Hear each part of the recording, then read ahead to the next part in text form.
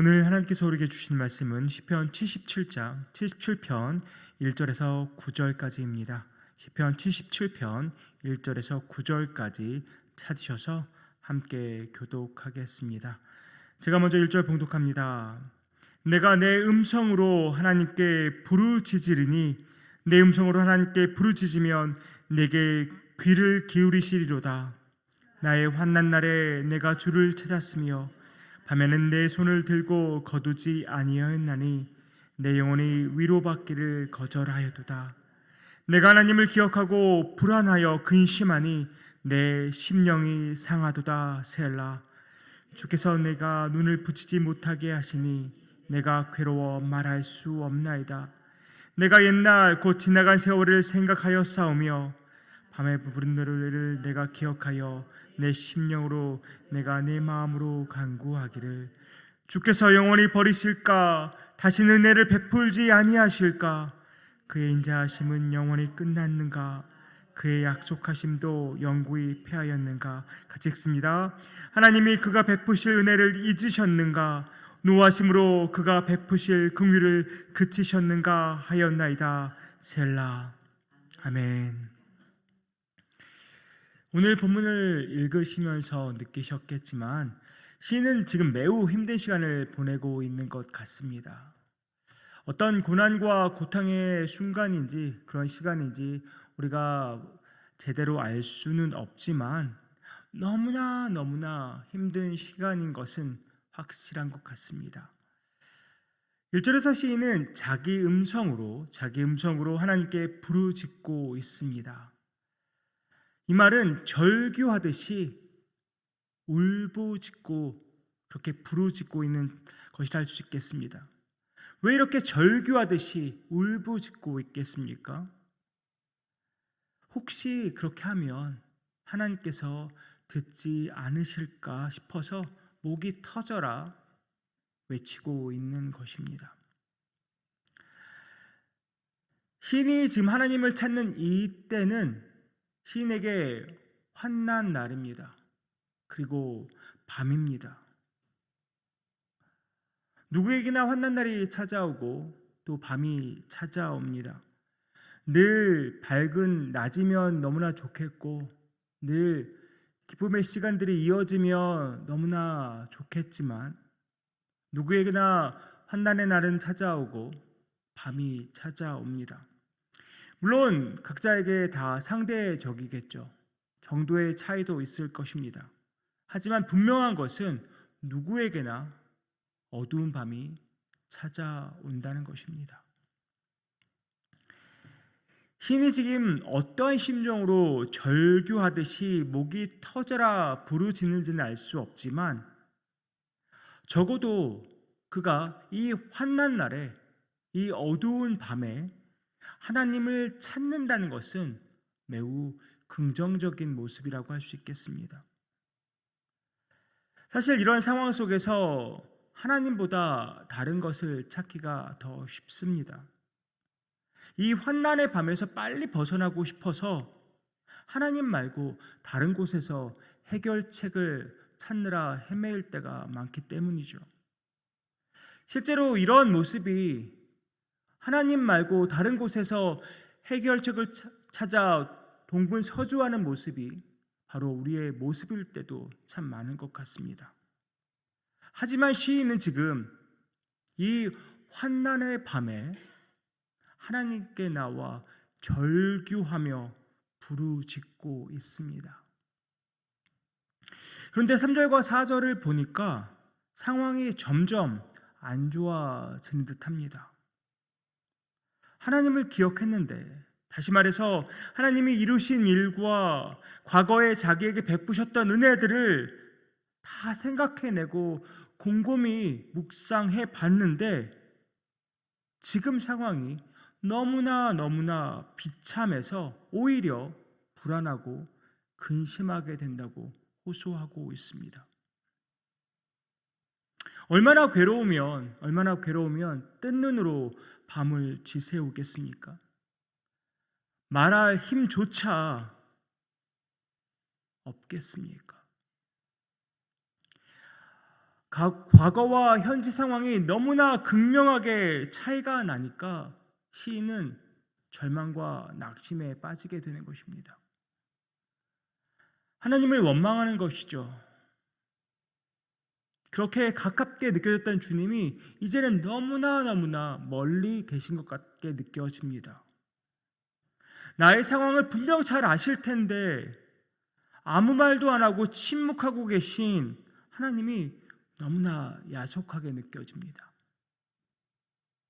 그렇다 보니 시인이 5절과 6절에서처럼 지난 일들을 돌이켜보고 밤에 부르던 노래들을 기억해 보지만 이런 의문들이 찾아옵니다. 7절에서 9절 제가 세 번역으로 읽어드립니다. 주님께서 나를 영원히 버리시는 것은 아닐까? 다시는 은혜를 베풀지 않으시는 것일까? 한결같은 그분의 사랑도 이제는 끊기는 것일까?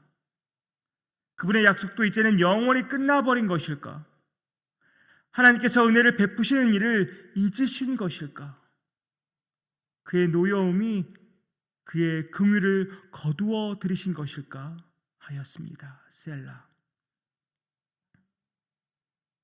시인은 여러 의문들을 제기하고 있습니다. 내가 이렇게 힘든데 하나님이 나를 잊으신 것은 아닌지, 다시는 자기에게 은혜를 베풀지 않으시려는 건지 의문이 듭니다. 하나님의 사랑은 한결같다고 하는데, 하나님은 약속을 신실하게 지키시는 분이라는데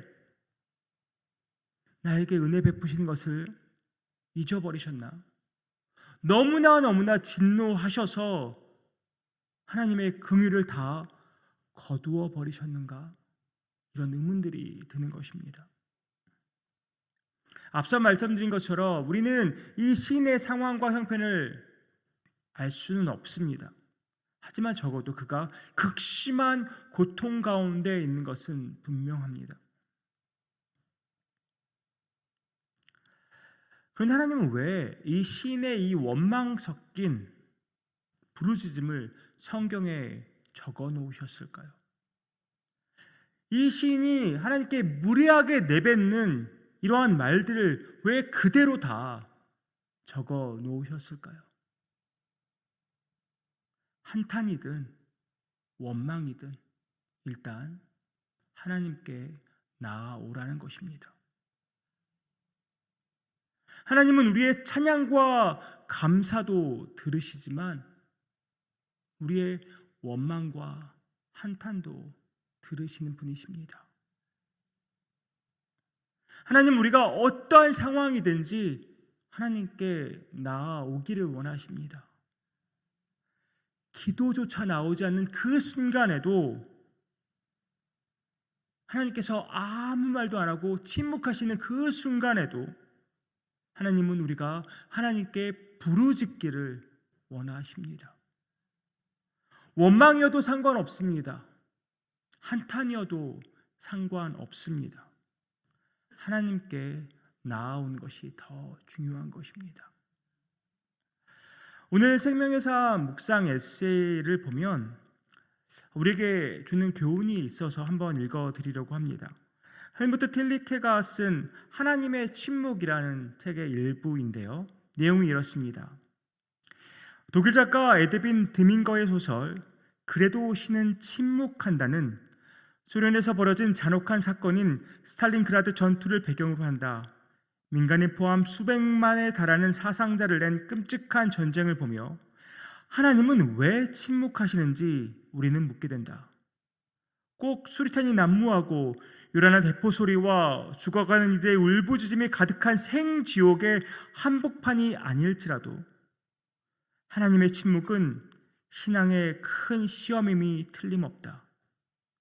그러나 하나님의 침묵 이면에는 그분의 더 깊은 뜻이 있다. 십자가야말로 가장 적막한 하나님의 침묵이다. 죽어가는 아들이 그분의 침묵 앞에 애타게 부르짖었다. 어찌하여 저를 버리셨나이까? 마태복음 15장에서 가나안 여인은 예수님으로부터 침묵보다 더한 거절과 같은 선언을 들었다. 그런데 기상천외한 일이 벌어진다. 그녀가 주여 올소이다 라고 답한 것이다. 주님이 오르시다고 인정합니다. 저를 도와주시는 게 당연하지 않습니다. 저는 아무런 권리도 없습니다 라는 뜻이 담긴 말이었다. 이 말에 함축된 엄청난 의미를 깨닫겠는가? 하나님 나라는 무조건 주어지는 게 아니다. 우리는 은혜를 받을 권리가 전혀 없다. 그분의 은혜를 당연시해서는 안 된다. 이 심오한 이야기를 우리 삶에 적용해야 한다. 주님이 침묵하신 것 같을 때 우리도 가나안 여인처럼 그분과 씨름해야 한다. 그분께 우리의 빈손, 간절한 마음을 기도로 보여드려야 한다. 그렇죠. 하나님께서 우리에게 은혜를 베푸시는 것은 당연한 일이 아닙니다. 하나님이 우리의 모든 기도와 간구에 응답을 하셔야만 하는 것이 아니라는 말입니다. 하나님께서 우리의 상황을 아시면서도 침묵하시고 모른 척 하신더라도 우리는 그것을 따질 자격이 없습니다. 그러나 오늘 본문 시편 77편 1절에서 9절이 성경에 이렇게 적혀 있기 때문에 우리도 담대함으로 하나님 앞에 나아가는 것입니다. 원망이 됐든 한탄이 됐든 일단 나아가서 부르짖는 것입니다. 어떠한 응답과 결과가 우리를 기다릴지는 모르지만 하나님과 씨름해 보는 것입니다. 하나님이 원하시는 것은 이것인 것 같습니다. 환난의 때에 칠흑 같은 밤에 다른 곳으로 가지 말고 하나님께 나아오라는 것입니다. 일단 하나님께 매달려 보라는 것입니다. 하나님이 그렇게 하라고 하신 이유가 분명히 있지 않겠습니까? 하나님의 선한 응답과 은혜가 당연한 것은 아니지만 하나님께서 우리가 하나님께 매달려서 부르짖기를 원하시니까 우리는 기대와 소망을 품을 수 있게 됩니다.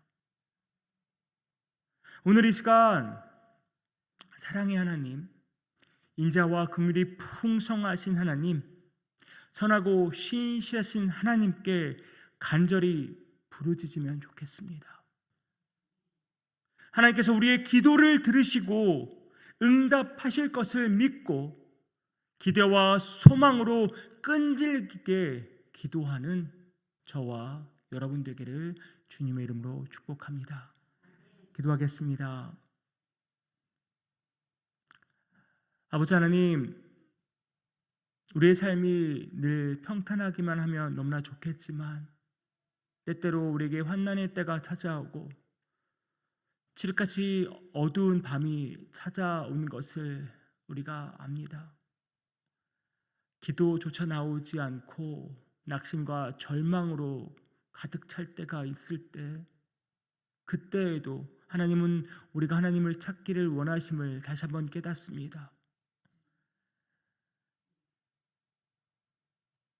우리가 무슨 말로 하나님께 나아가든 하나님은 하나님께 나오는 자들의 모든 말들을 불쌍히 여기시고 또한 은혜로 덮어주시는 분이심을 다시 한번 깨닫습니다.